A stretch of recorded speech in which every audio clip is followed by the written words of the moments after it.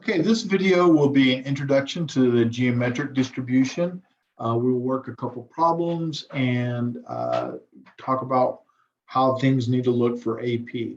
So first off, you need to understand that the geometric distribution is a Bernoulli trial. And that is and you need to know that term as well. It's a random experiment with exactly two possible outcomes, success and failure, in which the probability of success is the same every time the experiment is conducted. Having said that, I need to be careful because even rolling a die can fall into that category. Because, for instance, you can roll a 1, 2, 3, 4, 5, or 6. Well, what happens if I considered rolling a 5 or 6 a success? Well, if this is a success, everything else is a failure, in which case I do have a yes, no, success, failure situation. And the probability in this case of getting a success would be 2/6 or 1/3. And the probability of failure would be 2/3. Obviously, they are constant, so that satisfies the constant. Probability can't change. And when I roll the die, the roll of the die is independent. So I have the success failure, even though I have more than one options, they are, I still a success failure situation. Flipping a coin is obviously one as well. Heads or tails. Heads is a success, tails is a failure. There is one thing on independence that I want to briefly talk about. We'll explore this more next semester.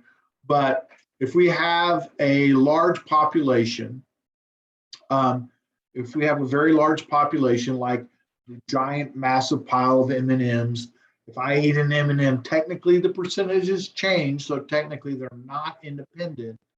However, if my sample size is small enough and my population is large enough, we don't worry about it.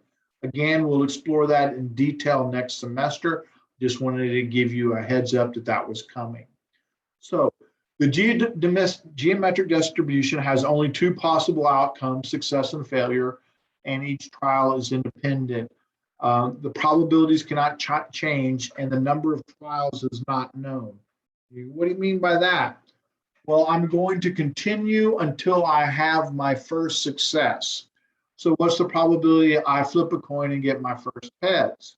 Well, technically I could flip and flip and flip the coin and never get a heads. Now that's not very realistic, but it could happen, okay? So we have this formula, Q, which is the number of failures. And by the way, I like using Q. However, if you use Q, you need to tell people that it's equal to 1 minus P. P is your probability of success, all right? Q is the number of failures. K would be your number of trials, all right? So basically K or X is the number of trials and P is the probability of success. Now, technically, you've already been doing geometric probabilities. We did that when we were doing basic probabilities. We didn't call it that. We basically said, what was the probability that you would roll that the first 6 that you would roll was on the third roll? Well, you go 1, 2, 3, third roll. And this would be not a success, not a 6, not a 6, and this would be a 6.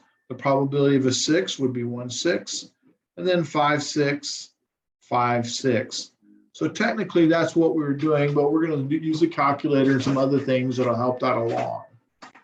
The expected value formula is 1 over P, which is 1 over the probability of success. And actually, from a logical standpoint, that makes sense. If you consider what's the how many times you expect to have to roll how many times you expect to have to flip a coin in order to get a heads? Well, you would go, well, I'd expect to have to flip it 2 times. Well, how did you do that? Basically, you said 1 over 0.5, and that equals 2. So basically, that's where that formula came from. For how many times you expect to have to roll to get a 6? Well, 1 over 1/6, which is 6, all right? The variance they do not give you on the formula chart. They will give you the standard deviation, so you don't have to memorize that, but they're going to give it to you, and it's going to look like this. The square root of 1 minus P all over P. Means the same thing, but that's the way it'll show up on the formula chart. If you want the variance, you're just going to have to square that, okay? So How do I recognize it's a geometric? Well, geometrics are usually almost always expressed as the first. So what's the probability the first success will occur on a given trial? If it happens on a specific trial, it's known as a PDF. What's the probability it happens on the third trial or the fourth trial? If that's the case, it's a PDF. What's the problem? Now, that's a geometric PDF because we're talking about the first. And technically, the first may never ever happen. Now, what is the probability the first success will occur no later than or by? In other words, it happens within some group. What's the probability my first success happens within my first 5 attempts? Okay, that is a CDF because we have multiple values. If I was talking about the first 5 attempts, it could be the first one, the second one, third one, fourth one, or fifth one. Any one of those would satisfy. So since I have more than one value, it's a CDF or cumulative CDF. C means accumulation, all right?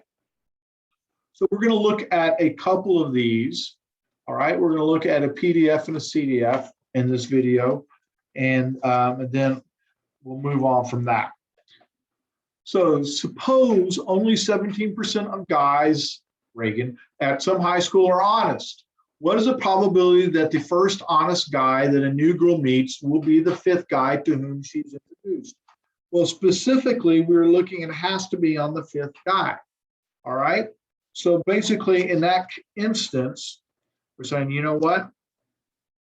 We're going to go 1, 2, 3, 4, 5. We essentially have a liar, a liar, a liar, a liar, and then the real RGL, or really good liar, I mean the honest guy. Well, the probability they're honest is 0.17. And then this is 0.83, and 0.83, and 0.83, and also 0.83. Well, that's 0.83 to the 4th power. And essentially, this is 0.17 to the first. Now, you don't need to write that first, but here's what I wanted to point out. 4 plus 1 is 5. This had to happen on the 5th. Also, Q, which is the probability of failure, the probability that they're a liar, is 1 minus P. And notice that it was 5 minus 1 giving us 4. Well, that would be work shown, and either I could show it with the blanks, or I could show it like this. Either one is acceptable. But on the calculator, we actually have something nice on the calculator. Let me see if I can show this a little bit better. By turning my sheet this way, I could go, we have a geo or geometric PDF, and I can write down exactly what shows up on the calculator. So let's do this on the calculator. On the calculator, I'm going to go use some different buttons. Second, followed by vars. Oops. Second, followed by vars. And then I'm going to scroll way down to letter E, which is geometric PDF. I'm going to press enter. All right. My probability is 0.17, and my X value is, in this case, 5. So in this case, I'd write down geometric PDF 0.5 and commute.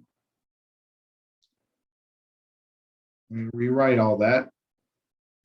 Geometric, can't even spell now because I messed up once. Geometric PDF 0.17, and my trials are 5. Now, I need to label what this is. This is my probability. This is my trials. When I do that, it does the work for me, and I get 0.08067. All right?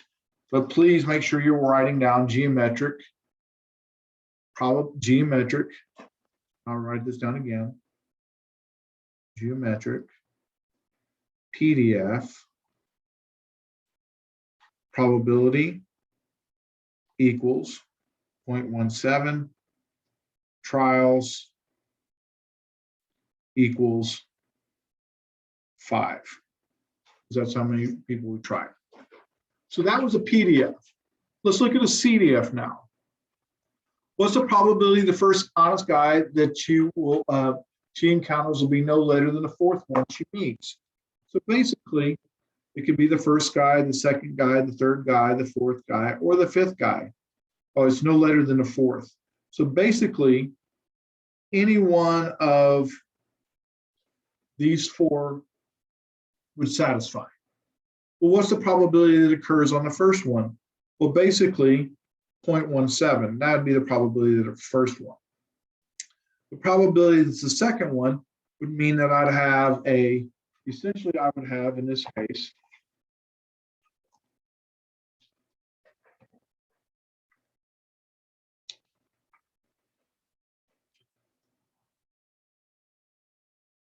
a liar followed by a honest guy.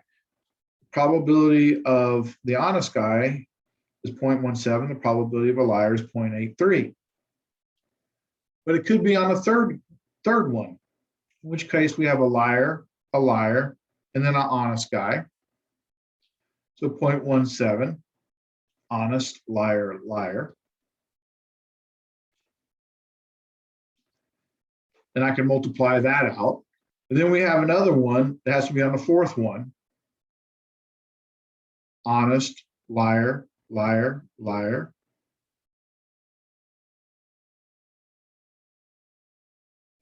And real quickly, we get to see that that's a whole lot of work to have to show. Well, first off, the calculator will make this much easier. Basically, I was going to have to do this and multiply all those values out and add them all up together, which is what I've shown right here. However, because we're asking the probability of the first plus the probability of the second plus the probability of the third plus the probability of the fourth. Well, the calculator will make this very easy for us. So second vars, geometric, CDF, because I'm trying to combine a bunch. Probability of success is 0.17. My X value is 4. And I end up getting 0.5254. So the question you're probably asking is, well, gosh, that's easy. What type of work do I have to show? And here's what I would need to show. I would need to show the first one. So 0.17 plus ... plus the last one, which in this case would have been 0.83 to the third power times 0.17 to the first power. And that equals 0.5254. And that would have been adequate work shown. I also want you to show this. I want you to tell me that it's the geometric CDF. And I want you to tell me my probability equals 0.17, and my trials in this case equal 4. We're going to continue until we have continue it 4 times. All right. The next one is how many guys does she expect to have to meet to find the first honest guy? Well, we see the word first. As soon as I say the word first, I immediately think geometric. And then it says expect. So I'm thinking this is an expected value. And remember, the expected value formula is just 1 over P. So in this case, 1 over 0.17. So on average, or in the long run, and I think I'd like you to start saying in the long run, we would expect that she'd have to meet 5.8 guys in order to find the first honest one. All right. So, and by the way, from now on, from this point forward, I'm going to be expecting you to include that in your writings. So when we calculate expected value, you need to use the sentence. Okay. All right. Thank you so much.